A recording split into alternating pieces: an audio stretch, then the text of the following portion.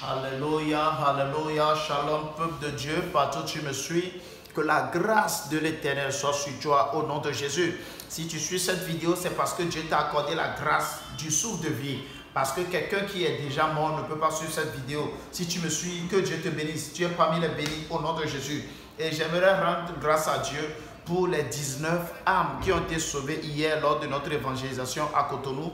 Et hier, dans notre évangélisation, Dieu a touché beaucoup de cœurs et beaucoup ont donné leur vie à Jésus-Christ. Pour vous qui allez suivre cette vidéo, d'abord j'aimerais vous dire félicitations, que Dieu vous bénisse, soyez les bienvenus parmi la communauté chrétienne, parmi la communauté des gens qui sont sauvés et qui demeurent toujours sur la terre et espèrent le jour de la rédemption. Amen.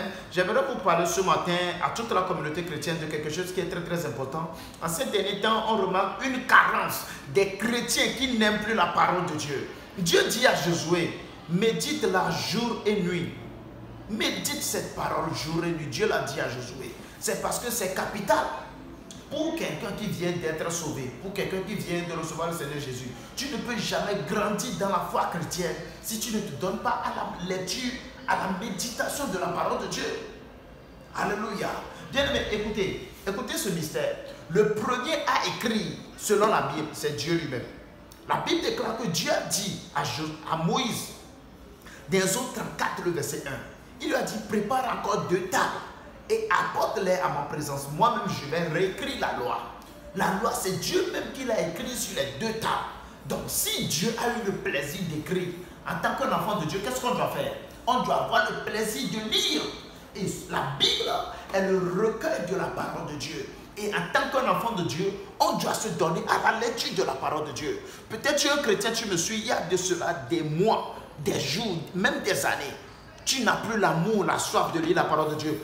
Reçois la grâce ce matin au nom de Jésus. On doit se donner à la lecture de la parole de Dieu.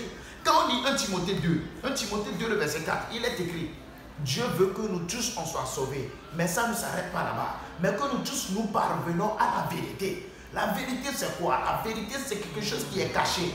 La vérité c'est caché dans la parole de Dieu. Et tant que tu ne lis pas cette parole, tu ne sauras pas la vérité. Peut-être tu peux avoir un bon pasteur qui te prêche la parole de Dieu tous les jours. Mais il y a toujours des choses que le pasteur ne peut pas te prêcher. C'est à toi-même d'aller à la découverte de cette vérité. C'est à toi-même aussi d'aller pour lire. Ça fait tellement plaisir quand tu lis et que tu poses des questions. Pasteur, j'ai lu Jean 3, verset 16. Il est écrit tant.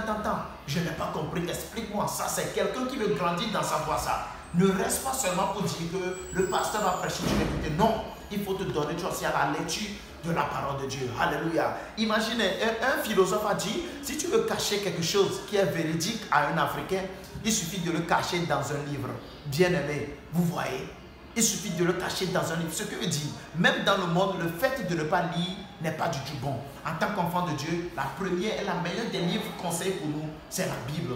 Tu as qui me suis en ce moment, je te conseille de te donner à la lecture de la parole de Dieu. Il y a même des livres. Imagine, il y a la sœur Edwige Lawson qui est sur Facebook, qui vend des livres. Mais combien on est combien nous sommes qui payons des livres? Pas forcément chez elle, mais on doit payer des livres chrétiens par rapport au vécu des hommes de Dieu, par rapport à leur expérience. Dans les livres, il y a beaucoup de vérités, il y a beaucoup de choses qui se disent, qui peuvent nous aider dans notre foi, qui peuvent bâtir notre foi.